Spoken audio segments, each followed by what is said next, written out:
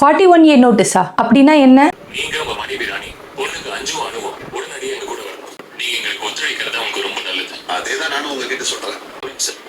41A notice serve பண்ணாம அவர் arrest பண்ணக்கூடாதுன்னு court order இருக்கு. வாங்க இந்த வீடியோல ஃபுல்லா பார்க்கலாம். முன்னாடி இது சிஆர்பிசி, அதாவது criminal procedure code section 41A கீழே கொடுத்துட்டு இருந்தாங்க. ஆனா இப்போ பிஎன்எஸ்எஸ் வந்ததுக்கு அப்புறமா, அதாவது பாரதிய நகரிக் சுரக்ஷா சன்ஹிதா வந்ததுக்கு அப்புறமா செக்ஷன் 35 கீழே இந்த நோட்டீஸ் கொடுத்துட்டு இருக்காங்க.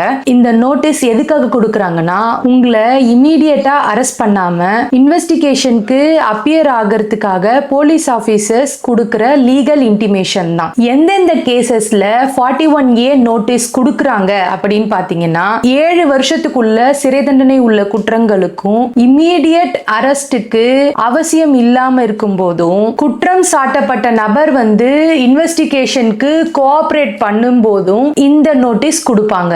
எந்தெந்த வழக்குகள் கீழே 41A நோட்டீஸ் கொடுப்பாங்க அப்படின்னு பாத்தீங்கன்னா, 7 வருஷத்துக்குள்ள சிறை தண்டனை பெறக்கூடிய குற்றங்கள் செஞ்சிருந்தாலும், குற்றம் சாட்டப்பட்ட நபர் இன்வெஸ்டிகேஷனுக்கு கோஆபரேட் பண்ணிட்டு இருந்தாலும், இம்மீடியட் அரெஸ்டுக்கு அவசியம் இல்லாத போதும் இந்த 41A நோட்டீஸ் கொடுப்பாங்க. 41A நோட்டீஸ் கொடுத்த உடனேயே அரெஸ்ட் பண்ணுவாங்களா அப்படின்னு கேட்டா பொதுவா இல்ல. நீங்க நோட்டீஸ்ல மென்ஷன் பண்ணிருக்க டேட்ல போலீஸ் ஸ்டேஷன்ல போய் அப்பியர் ஆனாலும், இன்வெஸ்டிகேஷனுக்கு கோஆபரேஷன் பண்ணாலும், விட்னஸஸ் மிரட்டாம இருந்தாலும், எவிடன்சஸ் கலைக்காம இருந்தாலும் உங்களுக்கு அரெஸ்டுக்கான வாய்ப்புகள் குறைவு.